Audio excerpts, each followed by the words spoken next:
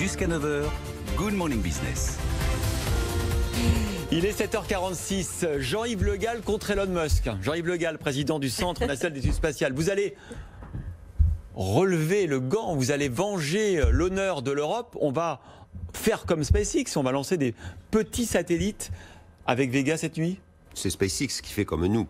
Mais on va cette nuit donc lancer 53 petits satellites de 21 pays grâce à une structure que l'Agence spatiale européenne a développée et qui va permettre donc de mettre sous la coiffe du lanceur Vega plusieurs satellites qui viennent de 21 pays différents. Expliquez-nous en quoi c'est une mission cruciale pour l'Europe.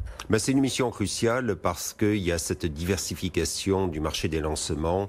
Il y a les satellites qui sont de plus en plus petits. C'est la miniaturisation. L'exemple que je donne toujours, c'est il y a 10 ans, vous partiez en vacances avec votre boîtier d'appareil photo et un téléobjectif qui faisait 30 cm. Aujourd'hui, l'appareil photo, il est là. Pour le satellite, c'est pareil. Donc on a des satellites de plus en plus petits. Premier satellite d'environnement de l'Europe, on l'a lancé en 2002, il faisait 8 tonnes. Aujourd'hui, ils font 500 kilos. Demain, ils feront 50 kilos. Et donc, c'est pour ça qu'il y a cette idée de faire un pool sur un lanceur. Et c'est pour ça qu'il y a cette mission Vega ce soir. Parce que de plus en plus, on va lancer des fusées qui emporteront quelques dizaines de satellites. Alors, est-ce qu'on peut rester dans la course? C'est-à-dire, est-ce qu'effectivement, l'Europe, avec ses gros lanceurs, même si on a effectivement développé beaucoup de technologies maintenant pour mettre dans un gros lanceur plein de petits satellites, ce qui n'était pas évident au départ, on en parlait ensemble il y a quelques années, est-ce qu'on peut rattraper la course face aux Américains et être présent sur ce marché porteur des nanosatellites? Je ne sais pas si on peut dire on peut rattraper, parce qu'on est dans la course.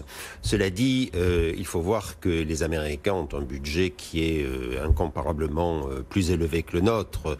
En gros, le budget de la NASA augmente chaque année du budget du CNES. Nous avons 2,8 milliards, ce qui est beaucoup, parce que nous sommes le deuxième État au monde en termes de contribution, mais néanmoins la NASA a beaucoup plus. Et nous sommes quand même bien présents parce que les lanceurs, eh bien, c'est un peu la carte de visite de l'Europe. Alors nous avons beaucoup de lancements, Ariane 5, Soyouz, la coopération avec la Russie, Vega ce soir, nous avons Ariane 6, Vega C en développement, mais nous avons aussi une réflexion sur l'avenir parce que, je peux vous dire, ça ne nous rajeunit pas, mais moi j'ai été là quelques mois avant le premier lancement d'Ariane 5, personne ne parlait d'Ariane 6. Aujourd'hui, on est à quelques mois du premier lancement d'Ariane 6. On passe déjà à la suite. Pourquoi? Parce que ça va beaucoup plus vite. Les technologies se développent de façon exponentielle. Et donc, c'est pour ça qu'il faut toujours avoir un cours d'avance et faire des développements pour préparer le futur. Alors, il y a les lanceurs. Il y a aussi l'exploration de l'espace. On arrive à un moment extraordinaire dans la on arrive à un moment extraordinaire. On va aller sur la Lune, la face cachée avec les Chinois. On va aller sur Mars. Oui, on va sur Mars. Et alors, sur l'exploration, là aussi, on a une carte de visite en Europe et en France. On est partout parce que on a mis en place des coopérations. Regardez le rover Perseverance que la NASA a lancé le 30 juillet. C'est une mission, on envoie quand même une Twingo à la surface de Mars. C'est une mission à 2,5 milliards de dollars, considérable.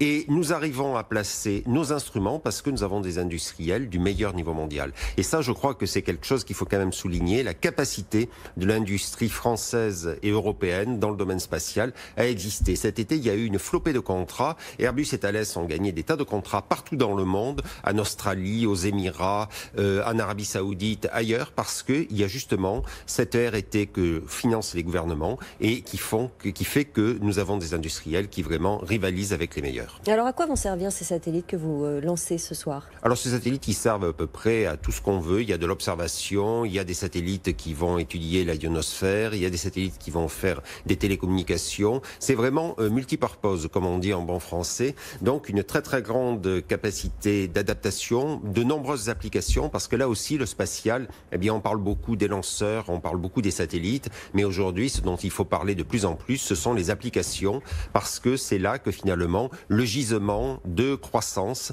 et on va faire de plus en plus d'applications avec les capacités des satellites et des lanceurs. On finit avec un point météo par Jean-Yves Le Gall. Est-ce qu'on va pouvoir lancer notre fusée ce soir? C'est une vraie difficulté parce que la météo est de plus en plus chahutée partout dans le monde. Cet été, ce qui m'a frappé, c'est que les pas de tir partout, il y a eu des reports liés à la météo. C'est le changement climatique. Là où on avait des régimes de vent à 150, 200 à l'heure, aujourd'hui on est à 300.